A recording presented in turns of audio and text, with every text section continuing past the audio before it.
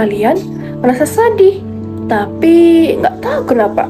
Kamu nggak punya alasan yang cukup besar untuk merasa down, tapi perasaan itu tetap ada aja. Berat, gelap, diam-diam. Nah, hari ini kita akan bahas novel yang ngebahas itu dengan jujur dan berani. Untuk Amanda, karya Anissa Ihsani. Dan kita nggak cuma review biasa, kita bedah habis novel ini pakai kacamata psikoanalisis. Let's go! Oke, kita kenalan dulu sama bukunya.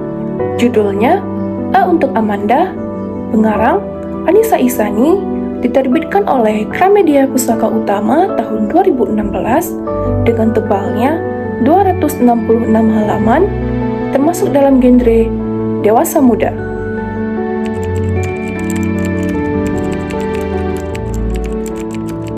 Ceritanya tentang Amanda, siswi SMA yang dari luar kelihatannya sempurna, pinter, punya banyak teman, keluarga berkecukupan. Tapi di awal cerita, dia baru saja diagnosis depresi sama Dr. Ellie setelah ngisi depression checklist dan dapat skor 68. Yang bikin novel ini unik, Amanda sendiri bingung.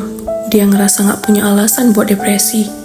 Dan justru disitulah konflik utamanya bermain antara apa yang dunia lihat dan apa yang sebenarnya Amanda rasain di dalam.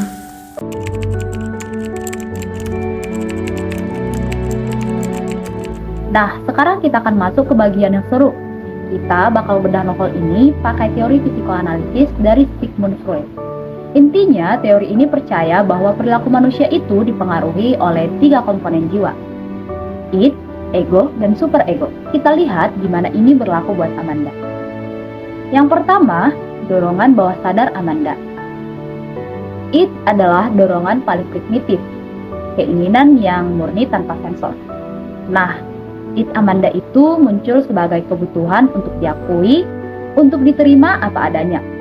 Dia pengen seseorang bilang, iya, perasaanmu itu valid.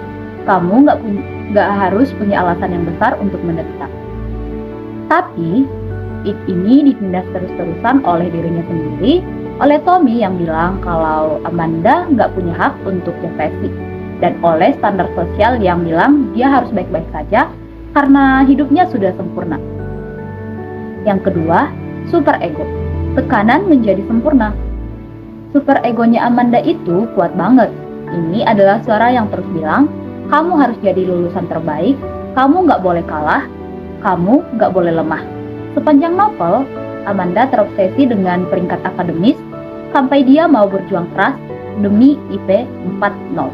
Bukan karena dia mau, tapi karena superegonya yang ngomong dia harus. Dan ini adalah sumber depresinya yang paling dalam.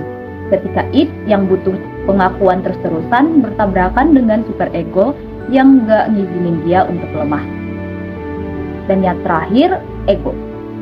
Mekanisme pertahanan diri. Nah, egonya Amanda yang paling menarik. Ego bertugas menjadi mediator antara id dan superego.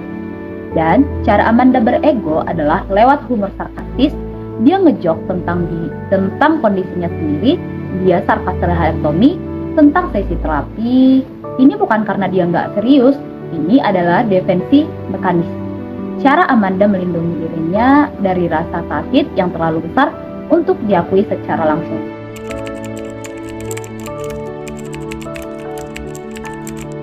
Baik, pendapat pribadi dari novel A untuk Amanda ini yaitu keberanian Anissa untuk bilang bahwa depresi itu tidak perlu alasan yang besar dan terlihat.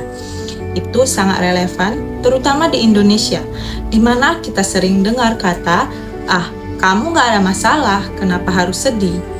Nah, novel ini juga berhasil menggambarkan proses terapi yang manusiawi. Tidak ada penyelesaian yang instan, tidak ada momen yang ajaib. Amanda berjuang pelan-pelan dan itu terasa jujur. Nah, masuk ke kritik novelnya nih. Ada satu hal yang saya rasa bisa lebih kuat, karakter Tommy. Dia digambarkan sebagai orang yang melukai Amanda, tapi motivasi dan kedalaman karakternya kurang digali. Kalau Tommy dikembangkan lebih, konflik emosional Amanda akan terasa lebih berlapis.